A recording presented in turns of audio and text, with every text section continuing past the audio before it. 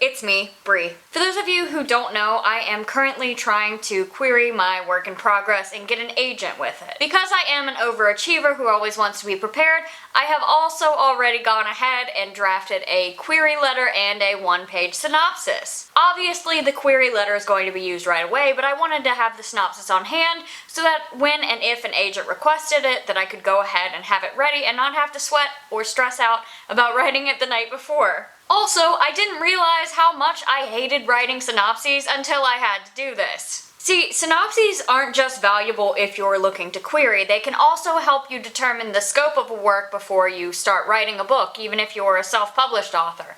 They can help you spot plot holes long before you begin writing, and can even be used to help you craft compelling back cover copy. If you want to learn how to write a compelling and effective one-page synopsis, then keep on watching. Number 1. Use your outline.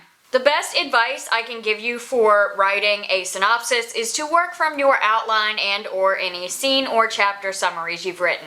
This is, of course, assuming that you've plotted your novel and outlined it. If you haven't, it's going to be a whole lot harder to write a synopsis, let alone an entire novel. If you've never tried coming up with an outline before, I highly recommend it because personally, I was never able to actually finish a book until I learned how to outline. So trust me when I say that outlines can change your life. If you have an outline, no matter how long it is or what format it's in, you're going to want to take it from Scrivener or anywhere else that's not Word or Google Docs and drop it into just a regular doc, just so you have it all in one place and you can easily strip the formatting and send it to an agent. Once the content of your outline is in there, you'll want to strip any bullet points or numbering, put everything in paragraph mode, and change the spacing to single space. Step number 2, look for cause and effect. When analyzing your plot, you'll want to make sure that it clearly demonstrates cause and effect, and that one event leads right into the next. This, above all else, is what agents and editors want to see, that you know how to string a story together in a coherent and effective way.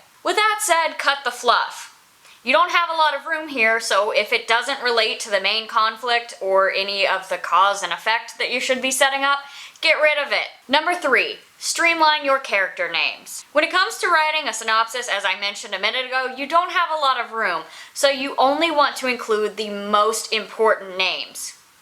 This is not only to save yourself some words and some space, but also to avoid information overload. When you're determining which names to use, stick to the key players like the protagonist, antagonist, love interest, and/or any important friends. Otherwise, use identifiers such as MC's mother or best friend's brother and things like that. This is also a great time to evaluate your character names and make sure you aren't using too many that sound alike or are so similar that they could cause confusion. Number 4, concentrate on stakes. The key to an effective synopsis lies in making the conflict and the stakes as clear as humanly possible. If you have no conflict, no goals, no stakes, you really have no story. Like cause and effect, this is another one of the big things that an agent or editor is looking through when they go through your synopsis to see if you have what it takes to be a published writer. So as you read through your synopsis, consider the following questions. What does your character want more than anything in the world? Why do they want that thing? What is stopping them from getting what they want, and what will happen if they don't get it? If you want to write a successful synopsis, you have to know the answer to all of these questions.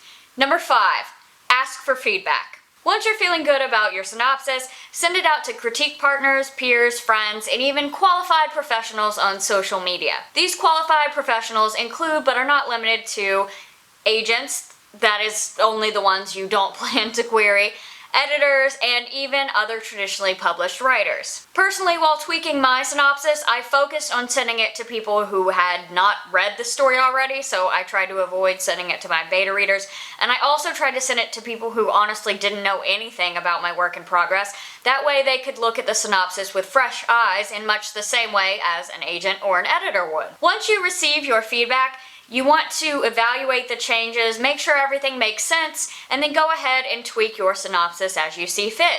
Then, once you're satisfied with the changes you've made based on feedback, send it out for feedback yet again. Repeat as often as you feel you need to until you're comfortable with your synopsis. That's all the time I have for today. If you liked what you saw, give this video a thumbs up, click subscribe, and ding that bell so you never miss an upload. Also, feel free to leave a comment letting me know all about your experiences writing synopses. And if you like what I do and want to see more awesome videos like this one, consider supporting me on Patreon. As always, thank you guys for watching, and I'll see you all next week. Bye!